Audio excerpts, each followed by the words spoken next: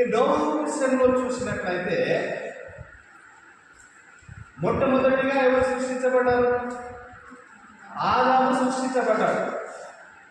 ఆదాము సృష్టించబడిన తర్వాత భూమి మీద అందరూ కూడా మనుషుల యొక్క జననం అనేది విస్తరించింది, చాలా విస్తరించింది. విస్తరించిన తర్వాత ఏమైపోయింది?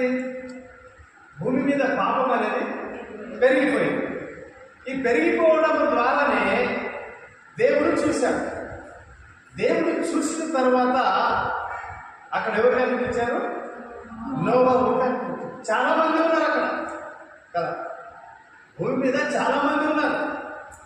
చాలా మంది ఉన్నప్పటికీ దేవుని దృష్టికి ఎవరు కనిపించారంటే నోవహు కనిపించాడు కదా. నోవహు కనిపించినప్పుడు మరి ఆ నోవహును చూసి మరి నోవహు కూడా అందరిలా జీవించలేడు,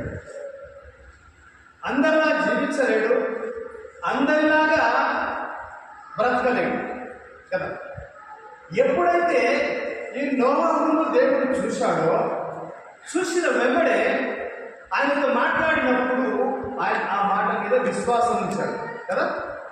హెబ్రీయులకు రాసిన పత్రిక 11వ అధ్యాయము 6వ వచనం. హెబ్రీయులకు రాసిన పత్రిక 6వ అధ్యాయం. విశ్వాసం లేకుండా దేవునికి ఇష్టులై ఉండుట అసాధ్యం.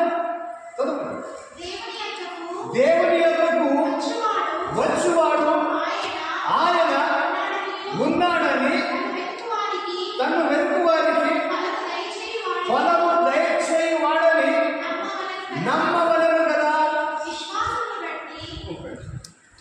అయితే దేవుని యొద్దకు మనం వస్తున్నాము, దేవుని యొద్దకు మనం వస్తున్నాము. ఎలా వస్తున్నాము? విశ్వాసం కలిగి వస్తున్నామా, లేకపోతే విశ్వాసం లేకుండా వస్తున్నామా? విశ్వాసంతోనే వచ్చినప్పుడు మరి వాళ్ళ ఇంకొక మాట ఏమంటుండే అక్కడ? విశ్వాసం లేకుండా దేవునికి ఇష్టడై ఉండుట అసాధ్యము.